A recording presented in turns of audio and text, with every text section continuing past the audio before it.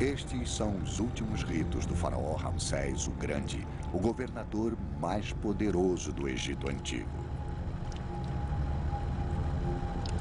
Em uma vida de uma longa busca da imortalidade, esta é a cerimônia final, um ritual para a eternidade. Durante 70 dias após a sua morte, ele foi preparado para a vida eterna pelo alto sacerdote de Anubis, o embalsamador-chefe dos reis, o guardião dos mistérios. Seu corpo foi limpo, purificado e enxugado.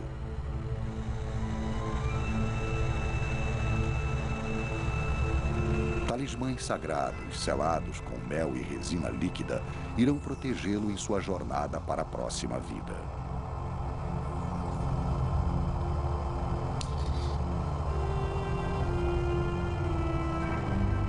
Cada ação expressa crenças e sonhos sagrados para o povo egípcio. Em essência, é o fundamento da vida egípcia. A preservação do corpo como chave para a imortalidade.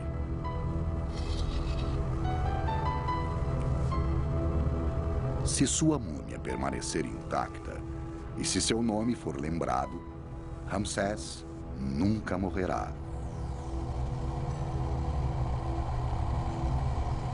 O sarcófago do rei é fechado.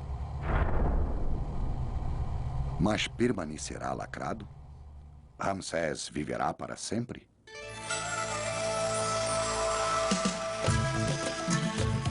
Egito, em busca da imortalidade.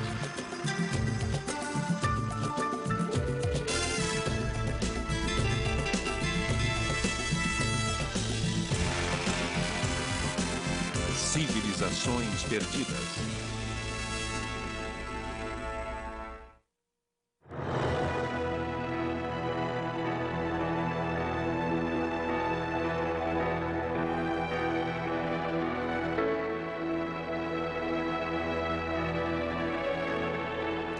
A civilização egípcia antiga durou mais de 3.500 anos. Uma das culturas mais duradouras de todos os tempos. Mas seu povo queria mais. Queria viver para sempre.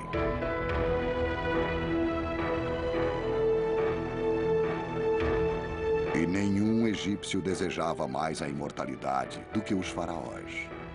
Seus notáveis templos e monumentos foram criados para proteger o rei em sua vida após a morte.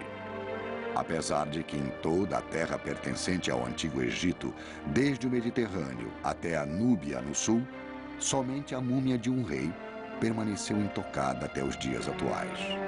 Aqui, ao lado sul das pirâmides, no Vale dos Reis, a descoberta de uma tumba vai aturdir o mundo.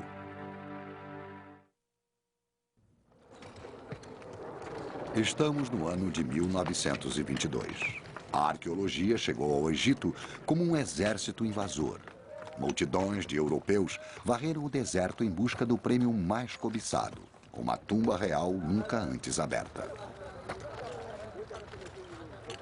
Howard Carter, experiente egiptólogo, procurou durante anos o túmulo de um faraó criança. O nome do rei, pouco conhecido, era Tutankhamon. Rei Tut. Ninguém conseguia dissuadi-lo. Já estava em seu 10º ano de busca. O dinheiro estava acabando. Era um romântico. Tinha que ser para permanecer no Egito durante tanto tempo. Acreditava, sabia que Tut estava ali.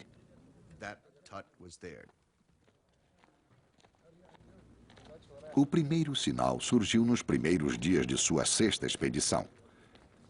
Ele descobriu sinais de uma cripta que estava enterrada sob uma tumba de um faraó posterior. Um acidente do destino que a mantivera escondida dos ladrões de túmulos durante séculos.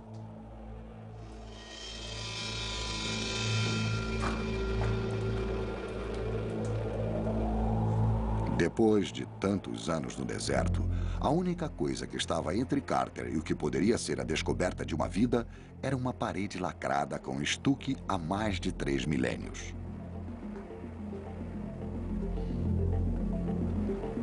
Carter não tinha a menor intenção de deixar que as malhas da lei o impedissem. Sem uma autorização legal dos oficiais egípcios, começou a derrubar a parede.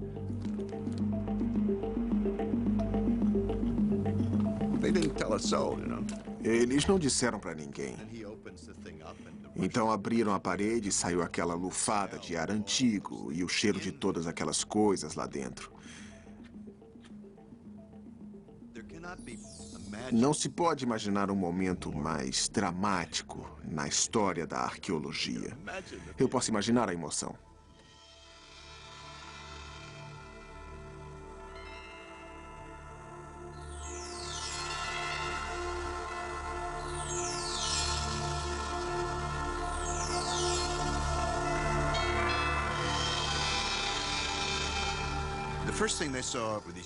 A primeira coisa que viram foram aqueles enormes tronos de cerimoniais, aqueles em forma de touro e de tigre, com as incrustações de vidro azul ainda intactas. Ninguém jamais vira nada semelhante, nem aqueles relevos e pinturas no túmulo, nada parecido. Quando o rei Tut preparou-se para a eternidade, levou consigo todos os confortos de casa. Cestas e jarros, brinquedos e utensílios de cozinha, alimentos e armas, até moldes de criados em argila para atendê-lo na morte, como fizeram em vida. Qualquer coisa que fosse útil nesta vida, com certeza também seria necessária na outra.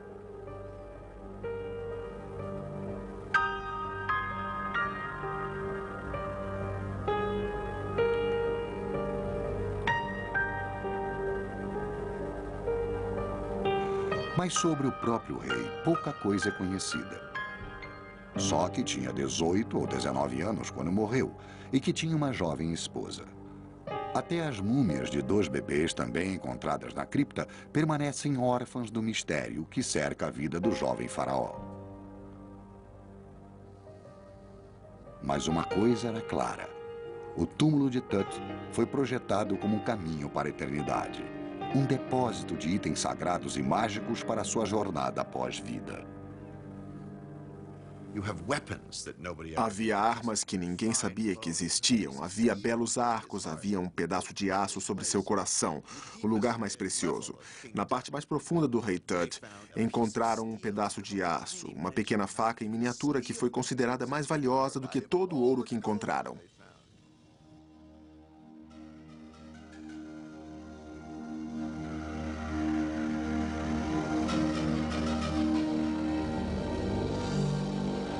Os tesouros mais magníficos e a múmia do rei Tut foram encontrados no grande santuário.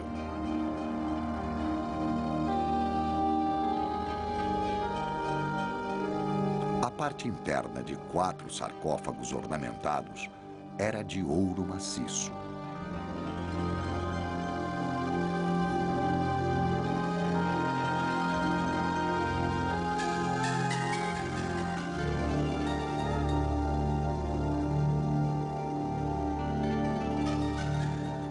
Mas nada daquilo foi suficiente para garantir o lugar de Tut na eternidade. Sua múmia foi estraçalhada assim que Carter a desenrolou na busca pelas joias do rei.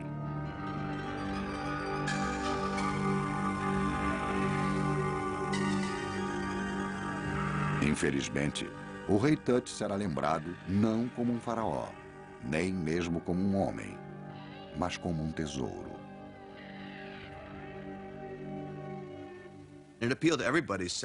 Parecia que todos estavam procurando o pote de ouro no final do arco-íris, e o que encontraram, eles não sabiam. E a notícia abalou a imprensa. Foi o primeiro grande acontecimento para a mídia do século XX.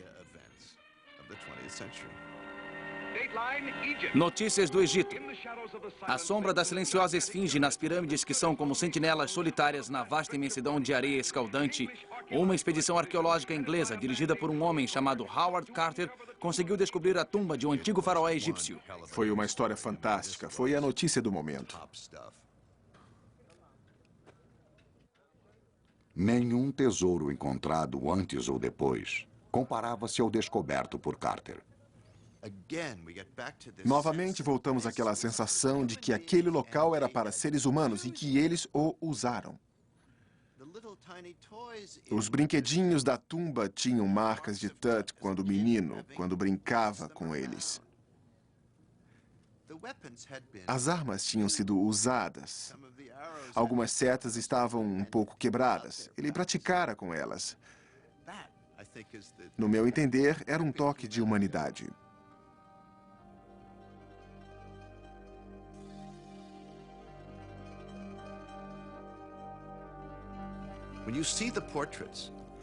Quando vemos as pinturas onde o rei Tut, neste lindo trono dourado, o jovem rei e sua mulher da mesma idade, 13 ou 14 anos, divertiam-se, vemos que eles se amavam. Um está tocando o outro de maneira carinhosa.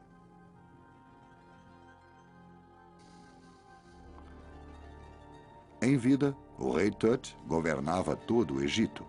Na morte, aspirava a uma vida eterna tão linda quanto a corte real que deixara.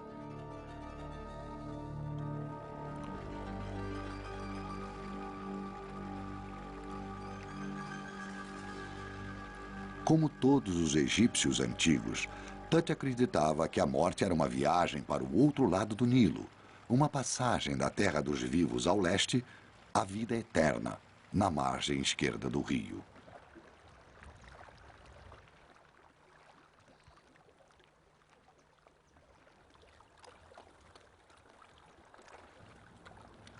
O Nilo. Ele era a alma do Egito. O elo sagrado entre a terra dos vivos e a terra dos mortos. Os egípcios viviam do lado oriental. Mas quer você fosse um faraó enterrado em uma pirâmide ou um homem mais comum enterrado na areia, todos esperavam ser enterrados no lado ocidental do Nilo. Em seu ritmo constante e confiável, o rio fornecia a base de sua crença em uma passagem desta vida para a próxima, de uma margem para outra, uma passagem para a eternidade. O Nilo era a veia para o coração dos egípcios. A água vinha das enchentes e era vermelha. Vermelha como a fertilidade. Esta é a lama que vai alimentar a terra do Egito.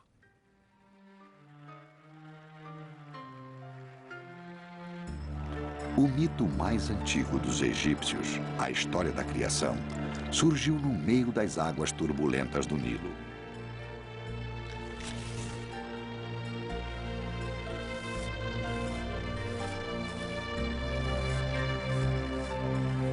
No princípio, era o grande deus Horus, o deus falcão, que dava poder aos faraós. Horus é o deus dos céus, mas ele investe os faraós com o domínio sobre a terra e as pessoas. Nas paredes do templo, o crente comemora o poder do Nilo, a fonte de toda a vida e o caminho para a imortalidade.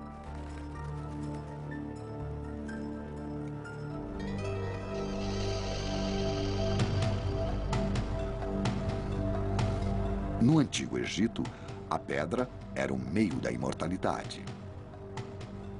Era a pedra que garantia que o nome do rei seria lembrado, que sua imortalidade seria garantida. E um faraó sobrepujou a todos os outros em seus esforços para ser lembrado. Seu nome era Ramsés o Grande. O maior construtor da história do Egito, Ramsés governou até os 90 anos. Seu harém estava cheio de rainhas, esposas menores e concubinas, e incluía 3 filhas e uma irmã. Foi pai de mais de 90 filhos. Mas seu grande legado foi em pedra. Como um grande general motivava suas tropas para as batalhas, as palavras mais inspiradas de Ramsés eram para os seus construtores. Ó, meus trabalhadores escolhidos, homens valentes e habilidosos, artesãos de pedras valiosas, eu sou vosso provedor constante. Os celeiros estão cheios de grãos para vós. ninguém passará uma noite de fome. Mas até mesmo os monumentos de pedra de Ramsés perderam sua batalha contra o pior inimigo, o tempo.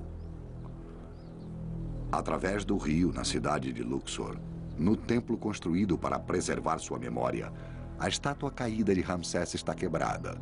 Suas feições estão gastas. Sua cabeça descansa aos pés de figuras de deuses cujos poderes não podem proteger o legado do rei mais poderoso do Egito. O templo, onde o nome de Ramsés viveria para sempre, agora está vazio.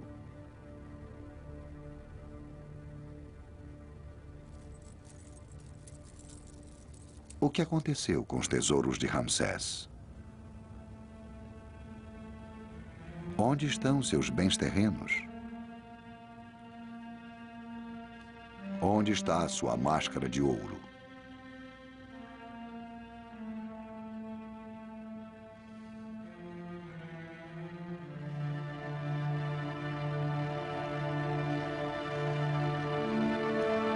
Somente isto sobrevive. Esta é a múmia nua de quem um dia foi o poderoso Ramsés.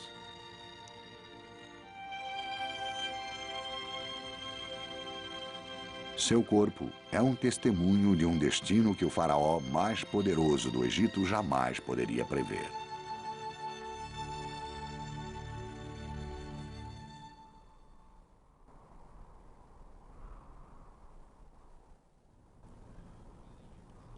No ano de 550 d.C., a idade de ouro da civilização egípcia já tinha passado. Um enfraquecido Império Romano já governava o Egito. E com os romanos veio o cristianismo. A fé antiga, assim como a reencarnação e a imortalidade, foram banidas. Mas um último representante do conhecimento e das crenças do Antigo Egito permaneceu. Este templo escondido, chamado Templo de Philae. Dentro destas paredes, os sacerdotes mantinham a antiga fé viva. Ainda oravam para a deusa Ísis, mãe de Horus, o deus falcão, continuando a praticar os rituais que prometiam a imortalidade. Somente no templo de Philae, os mistérios dos deuses antigos ainda eram respeitados e reverenciados. E somente esses homens sagrados ainda sabiam ler a escrita antiga, os hieróglifos gravados nas paredes.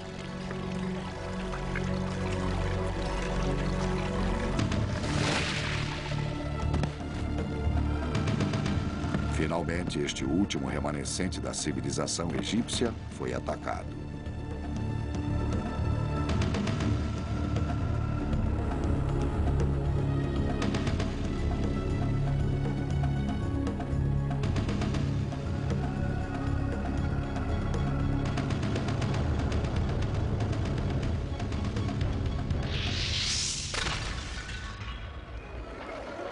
Uma multidão de fanáticos cristãos enfurecidos com a insistência da adoração dos deuses pagãos atacaram os sacerdotes, rompendo o último elo vivo com os faraós.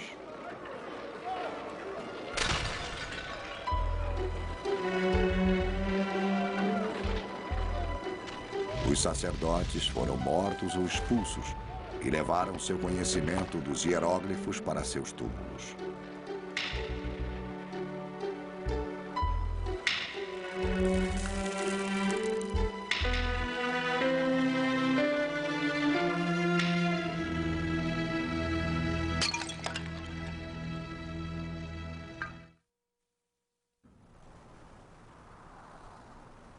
Os sonhos do Egito foram destruídos.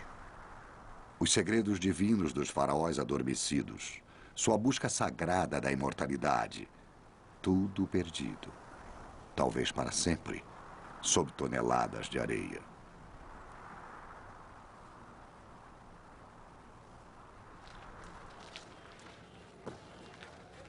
O silêncio durou 1.300 anos. Então chegou outro invasor. Em 1798, Napoleão Bonaparte levou seus exércitos ao Egito, buscando impérios e conhecimento. Com seus soldados, chegou um grupo de cientistas e artistas para estudar e recolher o que restava do Antigo Egito. Depois de um ano da ocupação francesa, as tropas demoliram um muro e acharam algo surpreendente. Encontraram uma das mais importantes descobertas arqueológicas de todos os tempos. A Pedra da Roseta. A Pedra da Roseta foi uma descoberta arqueológica ao acaso que mudou a história. Sem o acidente, a arqueologia jamais teria acontecido. A maioria das grandes descobertas aconteceu por acidente. No momento exato em que chegou ao Instituto Francês do Cairo, os especialistas perceberam que ela forneceria o caminho para a decifração dos hieróglifos, porque havia uma parte em grego na pedra.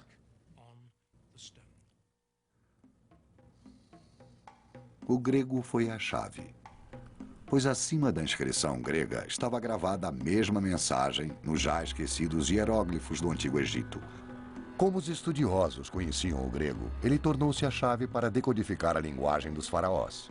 Agora, após milhares de anos, sua escrita poderia ser traduzida. Depois de séculos de silêncio, as vozes egípcias poderiam ser ouvidas de novo. Quanto a qualquer enchente em nossas terras, você é quem a cultiva e é responsável por ela. Trabalhe bastante e tenha cuidado. Se minhas terras inundarem, pobre de ti. Cartas de Recanati. Quem tiver um ferimento nas têmporas, trate-o com um pedaço de carne fresca no primeiro dia. Depois, todos os dias, trate-o com gordura e mel até que ela se feche. Papiro cirúrgico. O som de sua voz é doce, cheio como o sabor do vinho antigo. E eu, embriagada em meio às flores, sou sua cativa ao ouvi-lo. Poema de amor, cerca de 1300 a.C. A descoberta da Pedra da Roseta, juntamente com as pinturas dos artistas de Napoleão, ofereceram ao Ocidente uma janela para a terra mágica dos faraós. Reis que construíram monumentos magníficos e de quem se dizia que possuíam o segredo da vida eterna.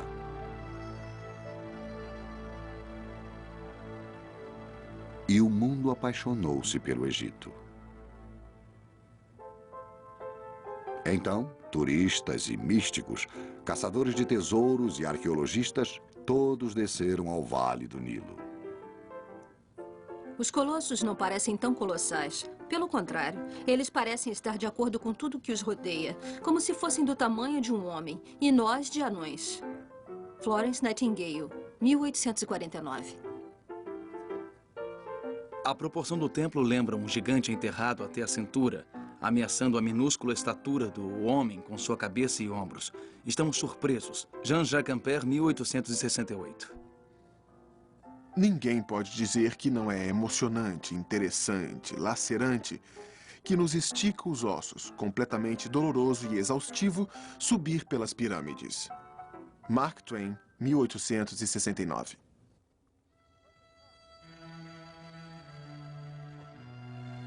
Mas de todas as maravilhas do Egito, uma comoveu a imaginação mundial como nenhuma outra na história da humanidade. No platô do deserto de Gizé, sobrevivendo estoicamente aos ventos destruidores e às areias triturantes de quase 5.000 anos, elas definiram essa sociedade que sonhava com a imortalidade. As pirâmides parecem ter derrotado o próprio tempo. O símbolo mais reconhecido pelo mundo da glória que foi o Egito Antigo. Construídas como túmulos, foram assaltadas, roubadas, atacadas pelos séculos e, mesmo assim, elas persistem. Existem mais de 2.300 milhões de blocos de pedra na Grande Pirâmide de Quéops, cada pedra pesando de 2 a 15 toneladas. Sua base é um quadrado quase perfeito. Com 159 metros de altura, podem sustentar o equivalente a 872 jatos. E mesmo hoje, o mistério continua. De onde veio sua tecnologia? Como eles puderam mover tanta quantidade de pedras antes da invenção da roda?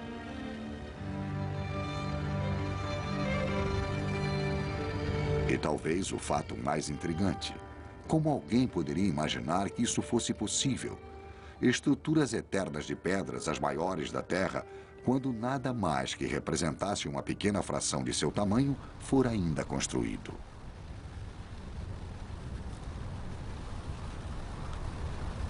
A resposta está a 14 quilômetros ao sul, entre as antigas tumbas dos reis de Saqqara e a pirâmide de degraus do rei de Djoser, a primeira construção de pedra de todo o mundo.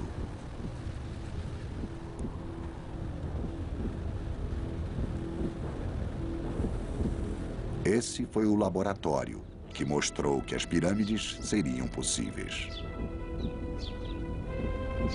Diferente de tudo que o mundo já vira, foi um feito da engenharia tão surpreendente que seu arquiteto, Imhotep, foi proclamado Deus.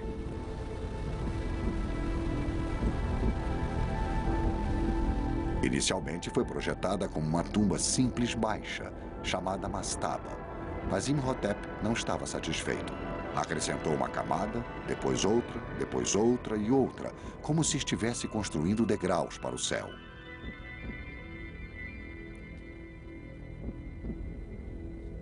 Fez também um túnel, aprofundando-se na terra, criando um labirinto de câmaras, galerias e corredores destinados a manter o verdadeiro local de descanso do rei um segredo e para proteger a múmia real dos ladrões de túmulos.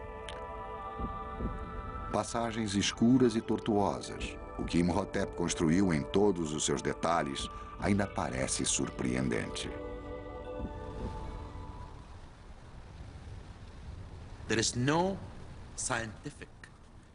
Não existe uma explicação científica a ser dada para o público sobre como as pirâmides foram construídas.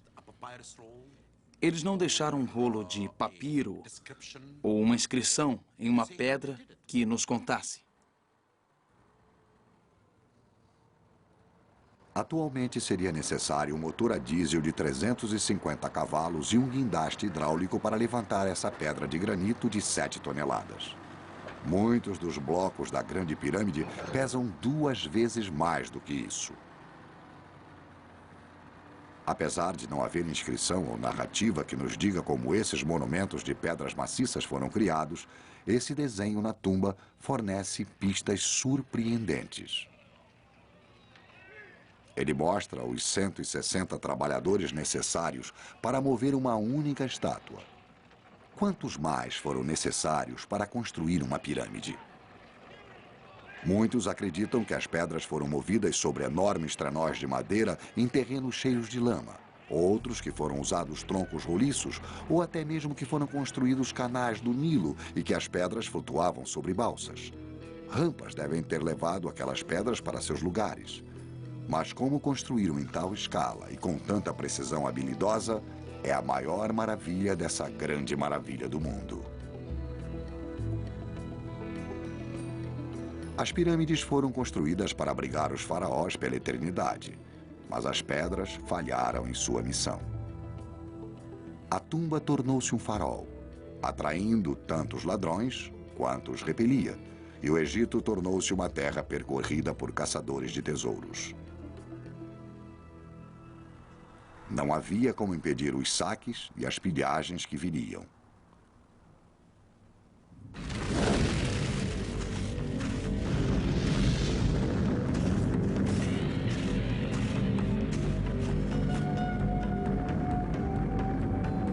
O túmulo de um faraó foi projetado para proteger seus tesouros e garantir à sua múmia uma passagem segura para a eternidade.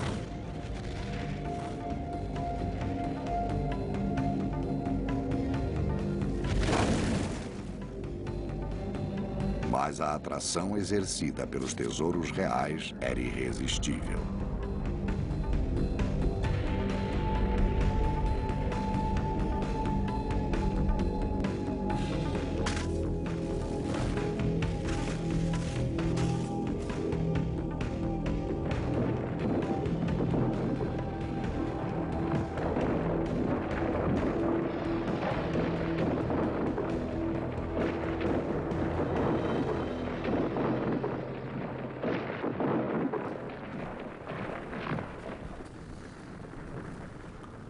Apesar dos melhores esforços do arquiteto real, as tumbas foram violadas.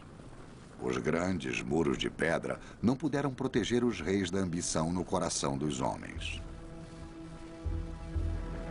Os intrusos podiam ser simples ladrões, os próprios sacerdotes do rei ou até mesmo os construtores da tumba.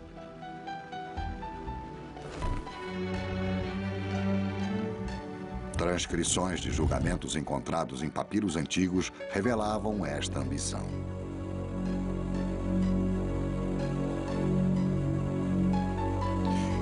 Invadimos e encontramos o faraó deitado na parte dos fundos da tumba. Tiramos todas as suas posses em ouro, prata e bronze e as dividimos entre nós. Amon-Panafer de Karnak, pedreiro do templo. E a pilhagem continuou através dos séculos. Na ambição sem limites dos anos de 1800, nada era sagrado. Uma cabeça gigantesca de Ramsés foi arrastada pelo deserto e levada para o Museu Britânico. Encontrei-a perto do que restava do seu corpo e parecia estar sorrindo para mim. A ideia era levá-la para a Inglaterra. Giovanni Belzoni, 1880. Até um cientista, o arqueólogo francês Auguste Mariette, deixou uma trilha de destruição em seu caminho. Aluno brilhante, Mariette descobriu uma tumba perdida que servia a um culto que adorava animais sagrados há 3.000 anos.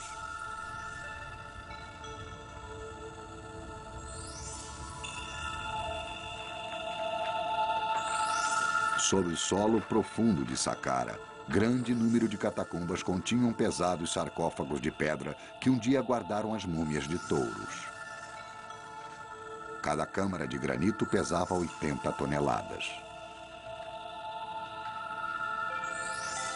Mas essas também foram roubadas. Suas tampas foram abertas ainda na época antiga por uma força que Mariette não conseguia nem compreender.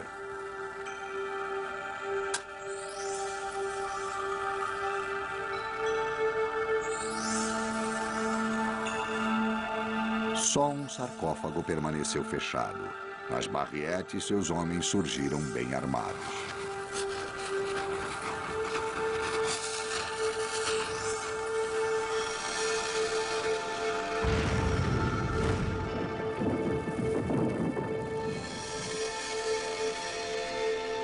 Mariette foi um produto de seu tempo, tão sedento de tesouros quanto de conhecimento, totalmente indiferente à destruição que causaria aos túmulos sagrados. Nessa época de pilhagens, era só dizer, vamos carregar o máximo que pudermos. E arrombavam túmulos com dinamite, tiravam tudo e deixavam cair no Nilo quando os guinchos não funcionavam, e todo tipo de caos. Levavam dinamite e colocavam na base da pirâmide e aí, bum, e iam correndo ver onde tinham feito um buraco para ver se estava perto da câmara mortuária. Apesar de todos os esforços das autoridades egípcias, essas escavações continuavam. Os ladrões mais insistentes viviam aqui, em Kurna, que era a aldeia dos assaltantes. Durante gerações, negociantes inescrupulosos chegavam a Kurna vindos de todo o mundo para comprar peças do passado do Egito. E esse mercado negro floresceu nestas ruas estreitas.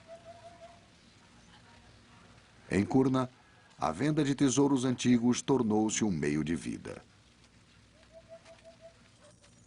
Quando jovem, Hussein Abdul El-Rassul muitas vezes comprou artefatos ilícitos. Kurna está construída sobre muitos artefatos e antiguidades. Ninguém sabe com certeza o quanto está enterrado aqui. Existem centenas de tumbas que ainda não foram abertas nem descobertas. Mas todos os habitantes, sem exceção, sabem o valor do que jaz sob eles. E sempre que podem vender alguma coisa, não hesitam.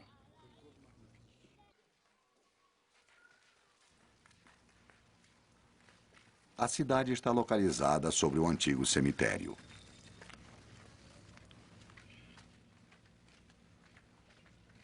Existem rumores sobre túneis feitos por saqueadores, mas é possível que estes sejam os túmulos roubados de nobres menores ou homens comuns.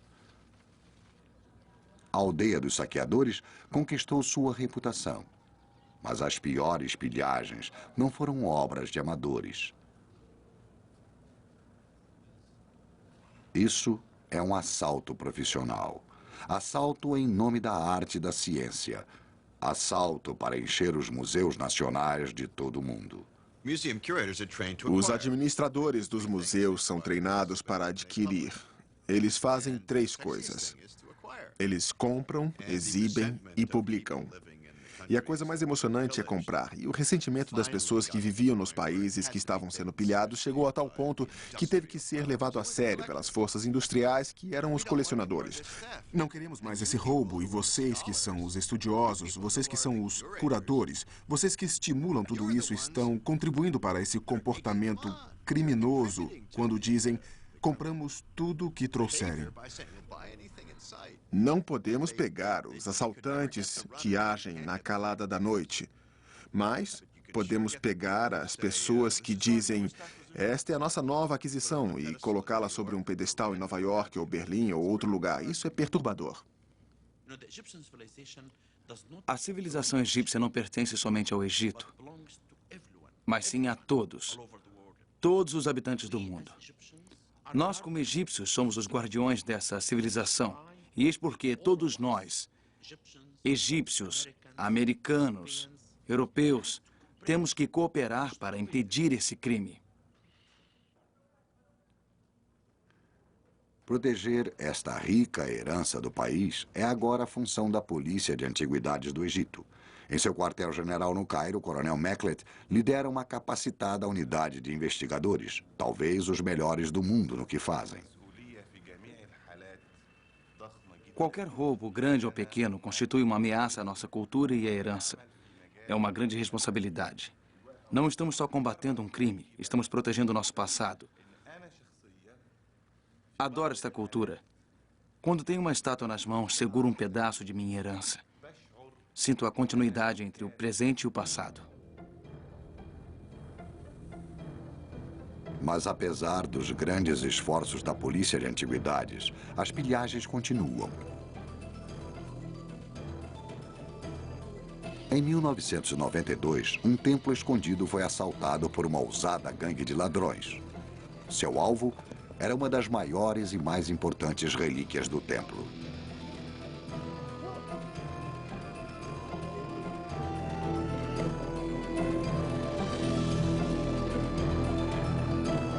Recebemos o aviso do roubo da cabeça de uma estátua enorme de uma área que ficava a uns 120 quilômetros a oeste de Assuã, quase no meio do deserto, muito difícil de ser alcançado.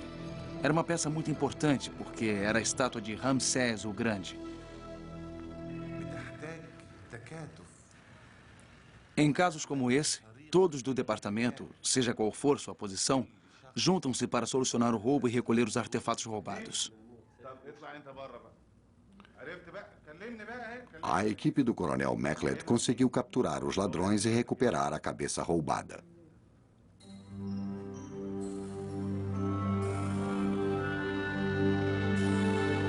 Mas o dano já tinha sido feito. Não era uma pedra, mas carne e sangue. As múmias dos maiores governadores do Antigo Egito sofreram as piores profanações.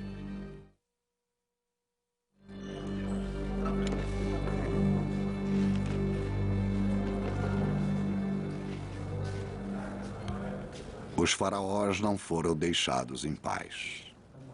O destino desta múmia não é incomum. Só os seus ancestrais é que são.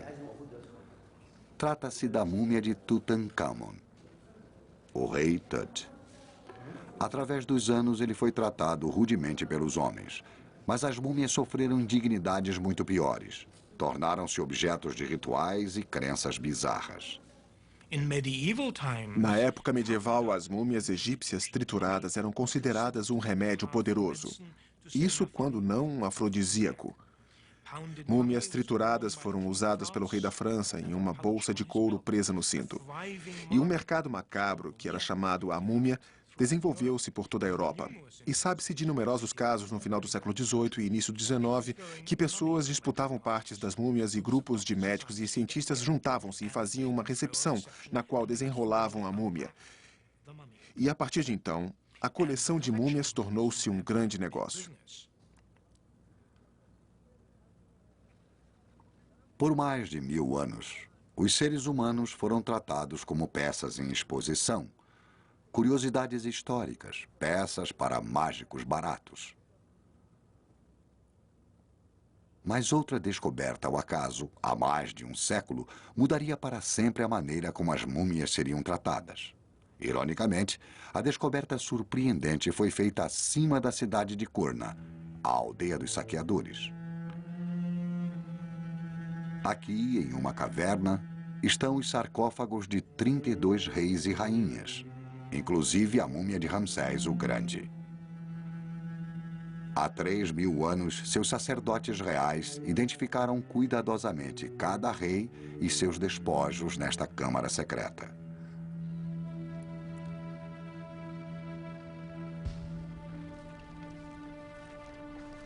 Para sua própria proteção, as autoridades egípcias removeram as múmias reais de seus túmulos.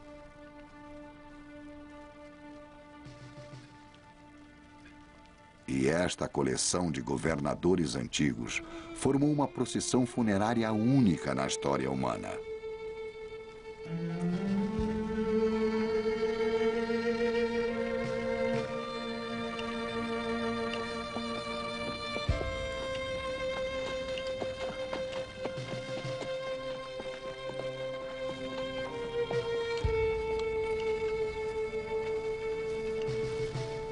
Ao longo de todo o Nilo, os egípcios juntavam-se para prestar seu respeito quando aquela caravana fantástica de antigos reis fazia sua viagem final para o norte do Cairo.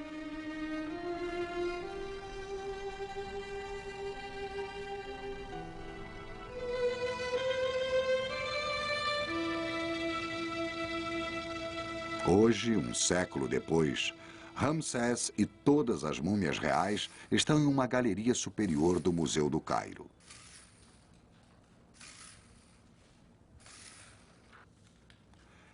Existe um esforço especial para preservar os antigos faraós, para terminar a tarefa que seus sacerdotes começaram. Mas agora, os cientistas ocuparam o lugar dos homens santos como protetores finais das múmias reais. O Dr. Nasir Iskander está transportando um rei poderoso para um local de descanso estranho.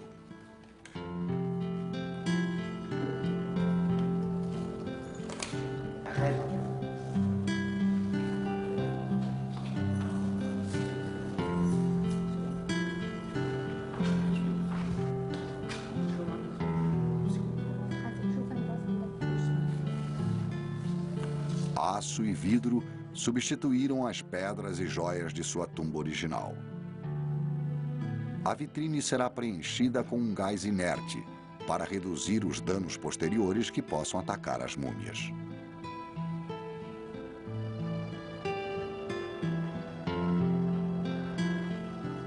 Encerrando uma jornada que iniciou no século XII a.C., esta múmia real descansará em paz, protegida pela tecnologia do século XX.